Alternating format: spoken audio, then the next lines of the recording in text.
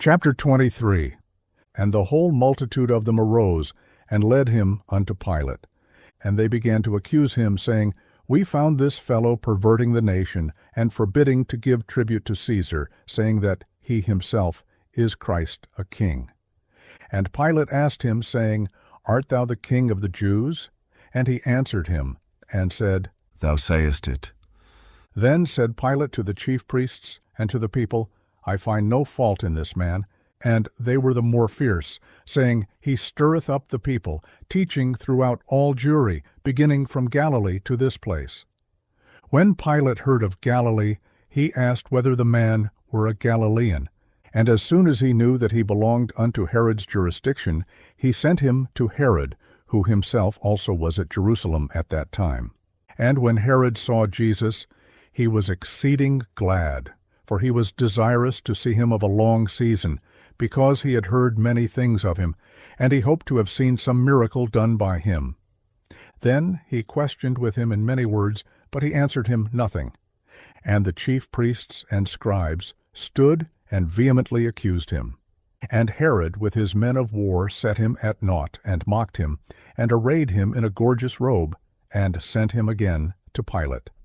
And the same day Pilate and Herod were made friends together, for before they were at enmity between themselves.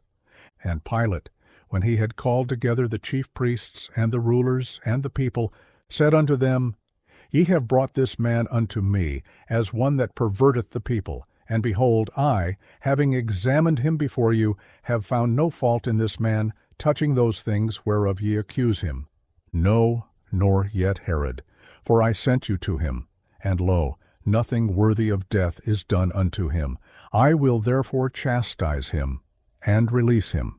For of necessity he must release one unto them at the feast.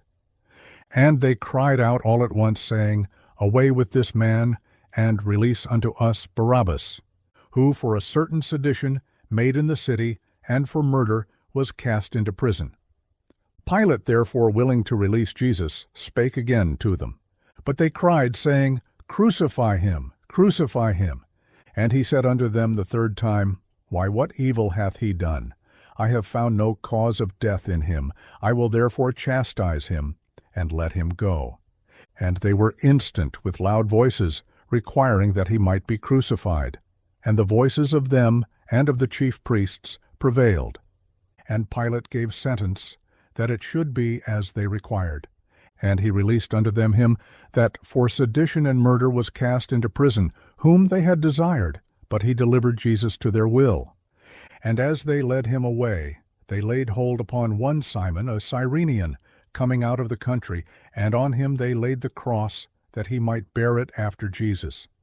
And there followed him a great company of people, and of women, which also bewailed and lamented him. But Jesus, turning unto them, said, Daughters of Jerusalem, weep not for me, but weep for yourselves and for your children. For behold, the days are coming, in the which they shall say, Blessed are the barren, and the wombs that never bare, and the paps which never gave suck. Then shall they begin to say to the mountains, Fall on us, and to the hills, Cover us. For if they do these things in a green tree, what shall be done in the dry? And there were also 2 other malefactors, led with him to be put to death. And when they were come to the place which is called Calvary, there they crucified him, and the malefactors, one on the right hand, and the other on the left. Then said Jesus, Father, forgive them, for they know not what they do. And they parted his raiment, and cast lots. And the people stood beholding, and the rulers also with them derided him, saying, He saved others. Let him save himself, if he be Christ, the chosen of God. And the soldiers also mocked him, coming to him, and offering him vinegar, and saying, If thou be the King of the Jews, save thyself. And a superscription also was written over him in letters of Greek and Latin and Hebrew, This is the King of the Jews.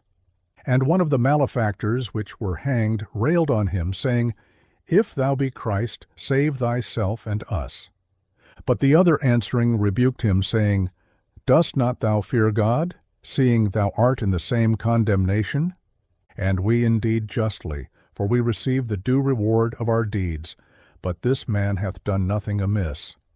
And he said unto Jesus, Lord, remember me when thou comest into thy kingdom. And Jesus said unto him, Verily I say unto thee, today shalt thou be with me in paradise. And it was about the 6th hour, and there was a darkness over all the earth until the 9th hour. And the sun was darkened, and the veil of the temple was rent in the midst. And when Jesus had cried with a loud voice, he said, Father, into thy hands I commend my spirit. And having said thus, he gave up the ghost. Now when the centurion saw what was done, he glorified God, saying, Certainly this was a righteous man.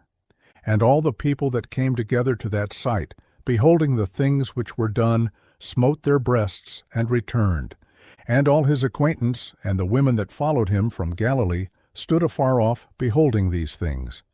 And, behold, there was a man named Joseph, a counselor, and he was a good man and a just. The same had not consented to the counsel and deed of them. He was of Arimathea, a city of the Jews, who also himself waited for the kingdom of God. This man went unto Pilate, and begged the body of Jesus, and he took it down, and wrapped it in linen, and laid it in a sepulchre that was hewn in stone, wherein never man before was laid. And that day was the preparation, and the Sabbath drew on. And the women also, which came with him from Galilee, followed after, and beheld the sepulchre, and how his body was laid. And they returned, and prepared spices and ointments, and rested the Sabbath day according to the commandment.